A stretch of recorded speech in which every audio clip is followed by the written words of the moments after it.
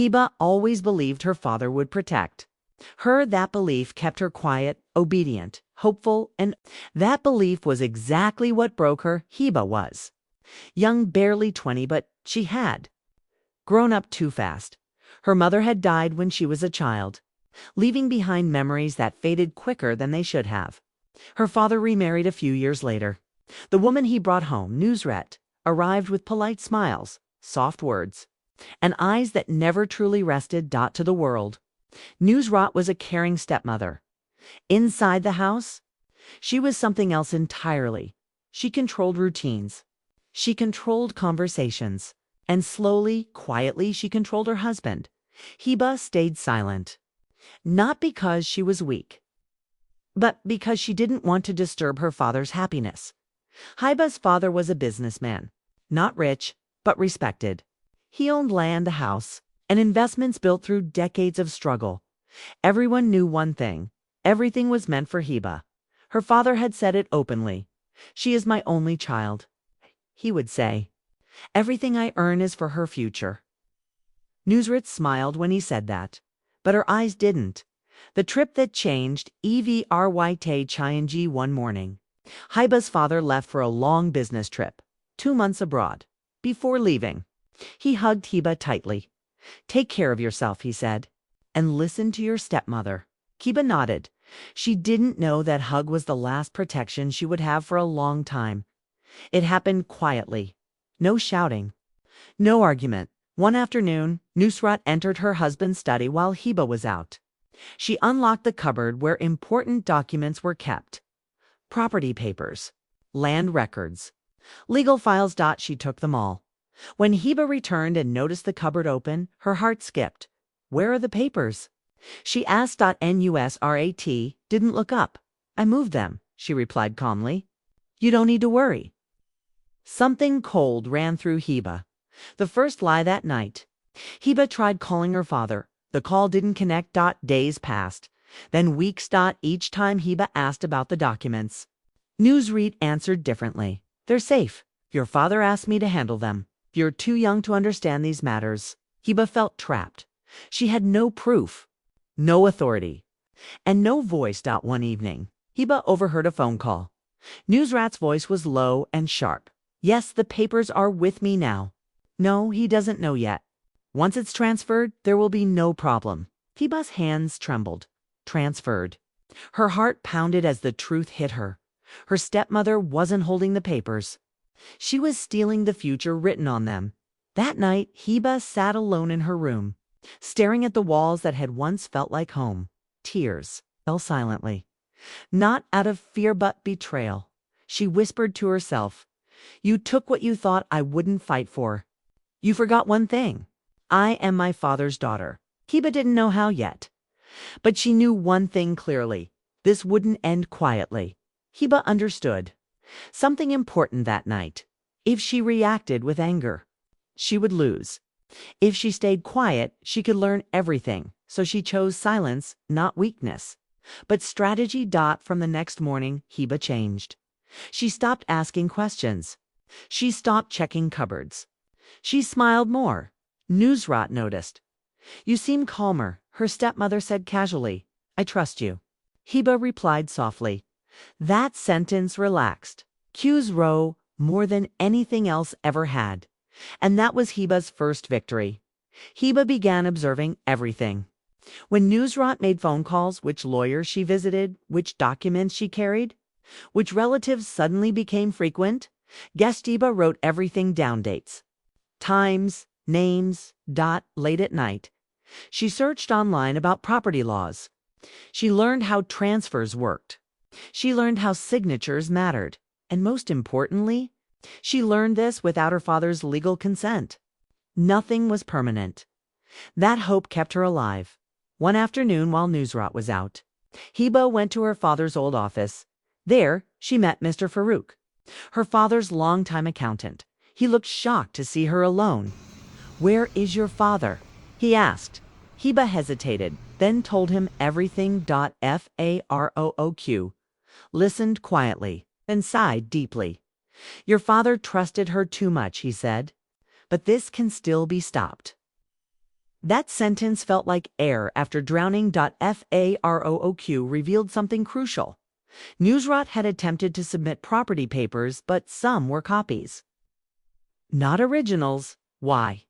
Because your father never gave her full access. That meant time was still on Hiba's side. But not for long. Finally, Hiba managed to speak to her father. The connection was weak. She told him everything in one breath. There was silence on the line. Then his voice cracked. She did what? He whispered. Pain filled Hiba's chest, but also relief. Her father promised to return early, but Nusrat didn't know that yet. Instead of stopping Hiba let her continue. She encouraged her. Ami, if you think transferring things is better, you should do it, Hiba said innocently. Nusrat smiled wide and greedy.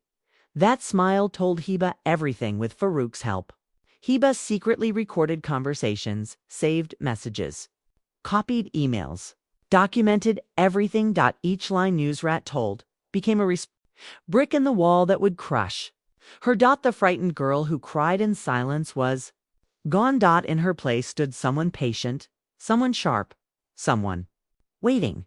Hiba looked at her reflection one night and said, "You tried to erase me quietly. Now I'll expose you loudly." Nusrat believed she had already won. That was her biggest mistake. Hiba's father returned earlier than planned. No announcement. No warning. When he walked through the front door, Nusrat froze. Her smile trembled.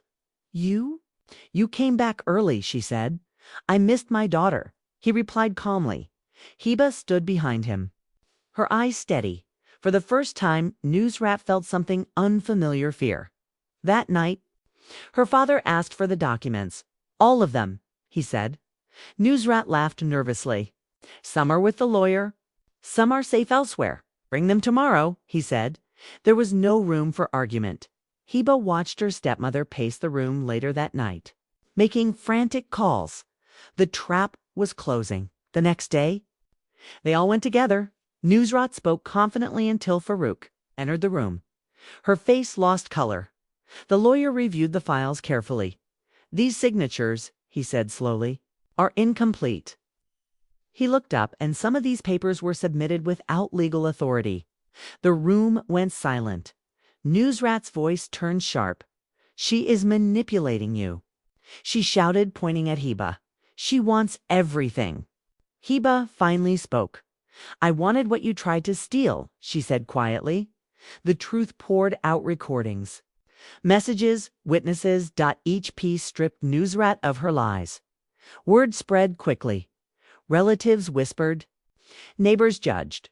Respect turned into suspicion. Nusrat, who cared deeply about reputation, was humiliated. She tried to defend herself, but proof spoke louder. One evening, Nusrat confronted Hiba alone. "You think you've won?" she hissed. "I raised you." "You watched me," Hiba replied. "That's not raising." Nusrat had no answer. Hiba's father broke down that night. "I failed you," he said. Hiba held his hand. "You came back," she replied. "That matters." Legal proceedings began. Transfers were frozen. But the final decision hadn't come yet. Hiba knew real revenge wasn't just stopping Nusrat. It was making sure she could never hurt anyone again. Nusrat had always believed power came from control. She was about to learn that power comes from truth. The courtroom was quiet too. Quiet. Nusrat sat stiffly, her confidence gone. Her expensive clothes could not hide the nervous tapping of her fingers. Hiba sat beside her father, calm, composed, unshaken. When the judge asked Nusrat to explain the transfer attempt, her words tangled. Each sentence contradicted the last. Then the evidence was presented.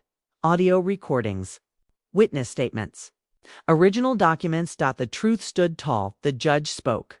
Clearly, the attempted transfer of property without legal consent is fraudulent. Every paper Nusrat touched was declared invalid. All property rights were restored to Hiba's father legally, secured for Hiba's future. Nusrat's face collapsed. The court ordered legal action. But worse than punishment was what followed. Her relatives distanced themselves. Her social circle disappeared. The respect she valued so deeply vanished. She lost the home she tried to steal. She left with nothing but her pride broken before leaving. Nusret asked to speak to Hiba. "You planned this," she said bitterly. Hiba looked at her calmly. "No," she replied. "You did." Those were the last words. They ever shared. Life slowly returned to normal. Hiba helped her father manage the business. They rebuilt trust.